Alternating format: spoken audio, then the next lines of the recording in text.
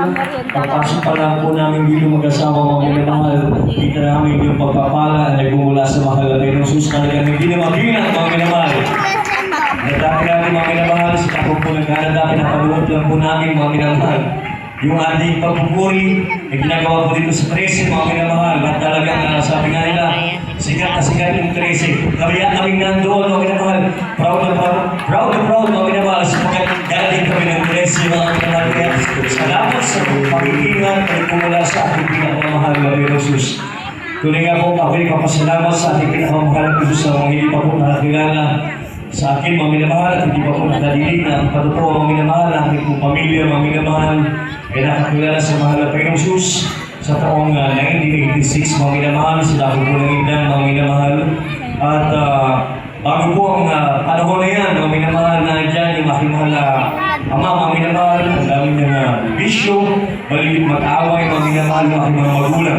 Ngunit noong dumating ang pagtawag ng mahal na Panginoon sa aming pamilya mga minamahal, yung mga bisyo na yan, yung kanilang pag-aaway, pinatag po ng kapayapaan ng ating pinamamahal na Panginoon Jesus sa iyo. So, and one time mga minamahal, that was May 3 mga minamahal. Sinubungan po ang pananampalataya ng ating mga magulang. Ako po yung magdidiwang ng aking ikatatlong kanuhan mga minamahal. That time mga minamahal, at pag-uwi po na aking mahal na magulang, na aking tatay mga minamahal, sa aming tahanan, ako po inapoy ng lagnat mga minamahal, at talagang mataas na lagnat mga minamahal. That high po mga minamahal, ito po ang nagdulot sa akin ng kamatayan mga minamahal. At alam niyo po, ibis na ako'y dalhin sa ospital mga minamahal ng aking pong magulang, aking mga mga minamahal nagtuko po sa ating gawain mga minamahal sa ating chapel. Upang humingi po ng baka prayer mga minamahal, upang magsama ng mga manggagawa sa aming tahanan. At alam niyo po mga minamahal, himala ng mahal na Panginoon. After ko pong ilihis mga minamahal, ilihis po nila ang mga minamahal.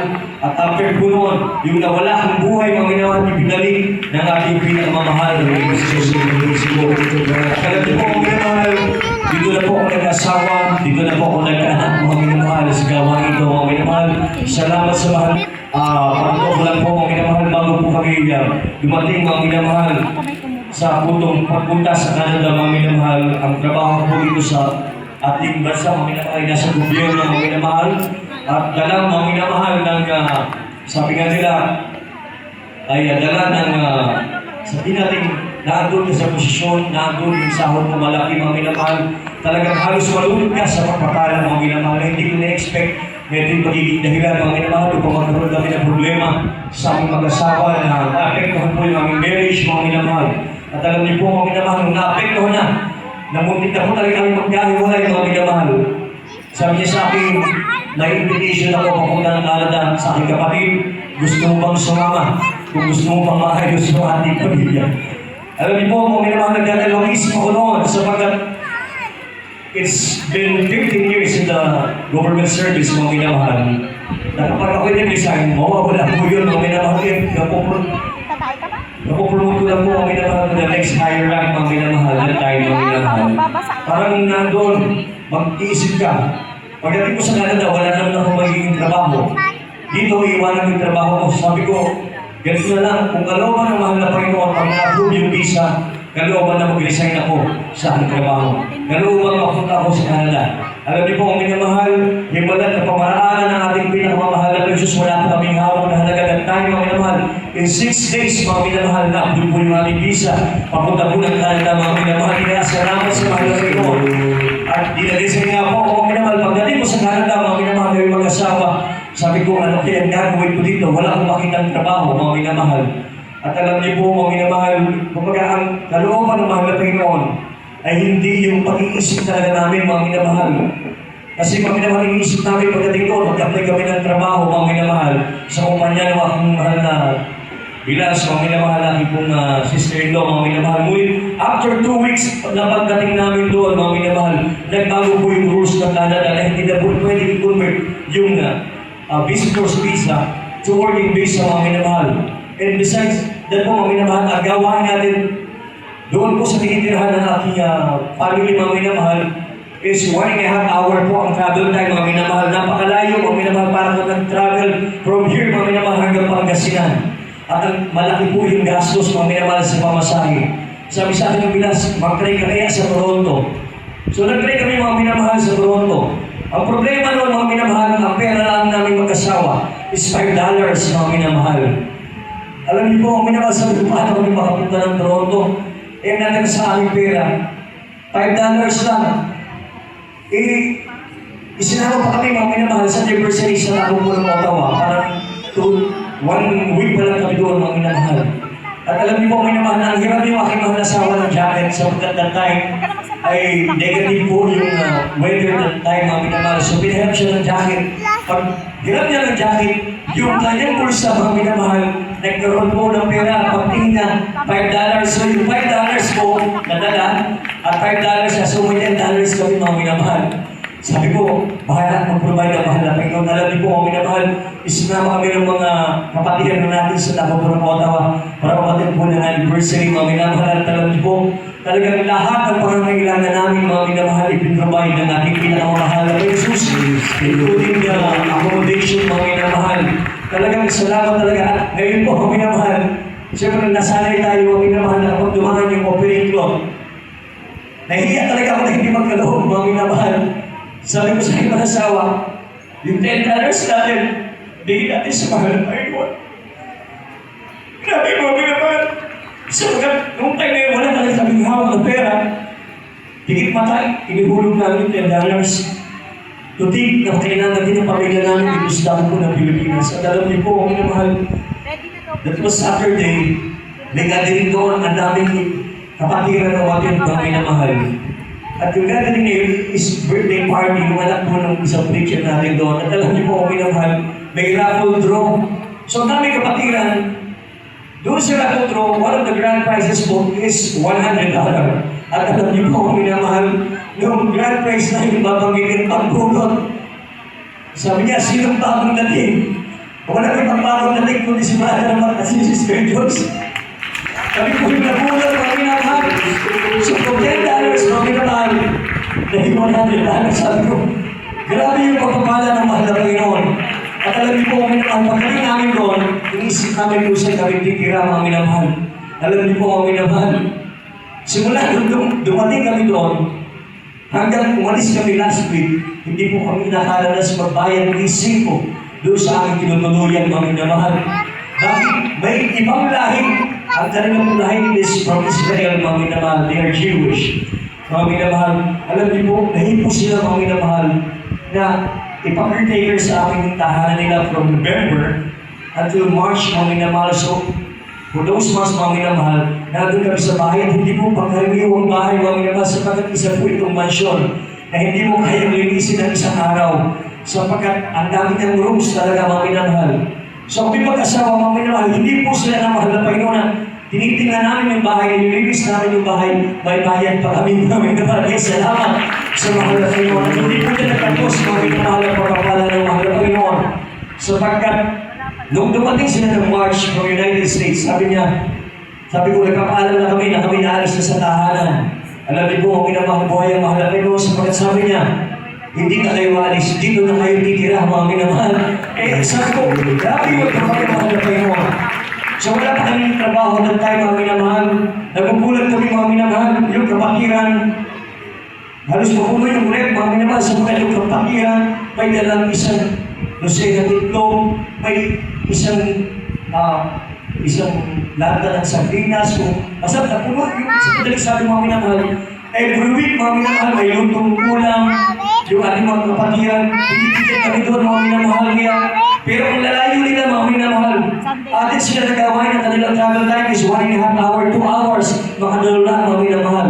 At alam niyo po, ang minamahal, pinagpala kami ng mahal na Panginoon, wala kami trabaho. Pero halos yung buong Canada, mga minamahal, lahat po ng outreach natin doon, mga minamahal, nalipod po namin mag-asawa, mga minamahal. Kaya salamat sa ating pinapamahal na Jesus. At alam niyo po, ang plano ko lang talaga doon, mga minamahal, ay mabuo muli yung pagsasama namin mag-asawa na pag-uugutin muli ng ating pinapamahal na Panginoong Jesus. At alam niyo po, minamahal, hindi ko na-expect mga minamahal na isa po sa beloved children na ating beloved na Praise the Lord, mga minamahal, pumunta po doon. At yung pagpunta po doon, mga minamahal, hindi po nila may expect. So, nag-counsel kami. So, sinabi ko na nagkaroon kami ng problema mag-asawa. Sabi niya, nung ating pong one of the beloved children, sabi niya, sige, makakabilang ka sa kalooban ng mahal na Panginoong Jesus in 2 years' time. Pag-ayuno ka, basta kung kailangan sa church, sumuporta ka. So, sumunod po, mga minamahal, alam niyo po, mga minamahal, nagpunta po doon, mga minamahal, ang ating one of the beloved children, mga minamahal, nagkataon po, that was May 5, which is my birthday, mga minamahal. After nung gawain, nagpa-counsel kami, mga minamahal, mag-asawa. Sabi niya sa akin, okay, in 2 years' time, makabalik ka sa pagpapagamit kung loobin ng mahal na Panginoon. Alam niyo po, mga minamahal, yung mga choir, umawit po ng birthday song, mga minamahal. So, habang umawit sila ng birthday song, mga minamahal, nadinig po ng ating beloved, one of the children, ng ating beloved honorable pastor, mga minamahal. Sabi niya, sino may birthday? Sabi po noong host noon, si Brother Man po. Sabi niya, tawagin si Brother Man. Alam niyo po, minamahal, in 5 minutes, mga minamahal, yung 2 years time na ibinigay ng mahal na Panginoon sa akin bilang, sabi niya, talagang kailangan mong magbulong talaga ng pananampalataya sa mahal na Panginoon. Sa 2 taon, makakaawin ka. Yun po sabi sa akin, kung kalooban ng mahal na Panginoon Jesus. Alam niyo po, in 5 minutes, pinatawag ulit ako. Sabi niya, yung 2 years mo, magiging 1 year na lang, mga minamahal. Kaya salamat sa mahal na Panginoon. At alam niyo po, mga minamahal, yun po yung nagigdaan pala. Noong una, na-expect ko lang. Kasi sabi ko, kapatiran, alam mo Brad, yung patuto ko ganyan din. Pero nalaman ko ng Diyos dito sa Jesus Miracle Crusade ay hindi nagsisira ng pamilya, hindi nagbubuo. Sabi mo, mga mahal. Yun lang mga may mahal ng tuwing ko. Ngunit ang binigay ng mahal ng Jesus ay labis-labis na pagpapala ang minamahal. So, nakaawin ako doon mga minamahal na muling ang panumbalik at alam niyo po ang minamahal. Grabe mga minamahal yung pagpapala ng mahal ng Jesus. Bakit mga minamahal? May buron pong pagkakataon na yung aming pong bayad na hindi po nakapagbayad sa amin. Nagkataon po na ang aming pamasahin noon, yun na yung natitira naming pera. Alam niyo po, mga minamahal, sabi ko, manalangin tayo sapagkat ito na lang yung natitira nating pera. Pagsakay namin ng bus, mga minamahal, alam niyo po doon, pag pagbabayad ka, coins or card, mga minamahal. So, dahil cash po, yung aming binabayad, pagbabayad yung aking beloved wife, mga minamahal. Alam niyo po, hindi namin kilala yung driver, ibang lahi po yun. Hindi po kami pinagbayad sa kanya. You don't need to pay. Sino, hindi po, mga minamahal, wala kami pera, pero libre yung pamasahin namin, mga minamahal. At nag-umilos po nangyari, mga minamahal. May time po na may gathering kami pinuntahan, mga minamahal, at hindi pa po nakakabubad ng uniform, mga minamahal. Alam niyo po, pagsakay ng bus, mga minamahal, nag-rescue yung driver sa suot, at ating ginagawin ba, mga minamahal, hindi ulit kami pinagbayad, mga minamahal. Another pagpapala, mga minamahal. Alam niyo po, dumating ako doon, wala akong necktie, mga minamahal. Pumunta ako sa Ukayan. Sabi ko, mahal na kayo, sus, kalooban ko pa talaga ako na pakabalik.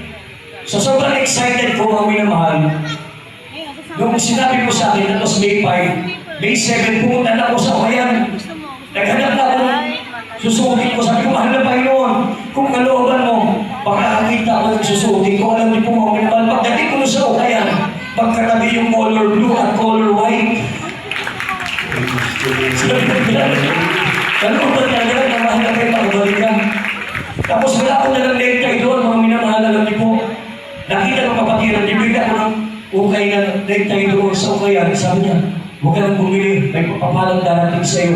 Alam niyo po, mga mahal, the following week, dumating ito patiran, 73 pieces na necktie. Sabi ko, Mami, hindi ko naman masusukan doon sabay-sabay. Pero grabe yung papapala ng mahal na Panginoon Jesus. Wala akong dalang coat, mga minamahal. Yung coat na yan, mga minamahal, nangihiram lang ako. Alam niyo po, minamahal, yung isang kapatiran na hipo. Pagdating niya, mga minamahal, 40 pieces na coat at pinagkaroon sa akin, mga minamahal. Grabe, mga minamahal, yung mga papapala niya. Hindi po niya nagtapos, mga minamahal. Yung aking pinabaliway, mga minamahal. Sabi niya pa, parang gusto ko magkulang ng ganitong klaseng isda na sa Pilipinas ay kamahal-mahal. Alam niyo po, mga minamahal, pagdating namin sa bahay ng kapatiran, kung anong na-request ng ulam na sinabi niya sa akin, yun mismo yung binigay na ulam sa amin. Alam niyo po mga mahal, maliliit itong pagpapala, pero dito po namin napatunayan na buhay ang ating pinakamamahal na Panginoon Jesus. Tapos, may tayo pa mga minamahal na grabe, sapagkat doon po mga minamahal, sabi ko, mahal na Jesus, gamitin mo ko saan mo ko gagamitin. Ang naging, wala po akong trabaho doon, pero naging caretaker po ako doon. Chapel natin, mga minamahal.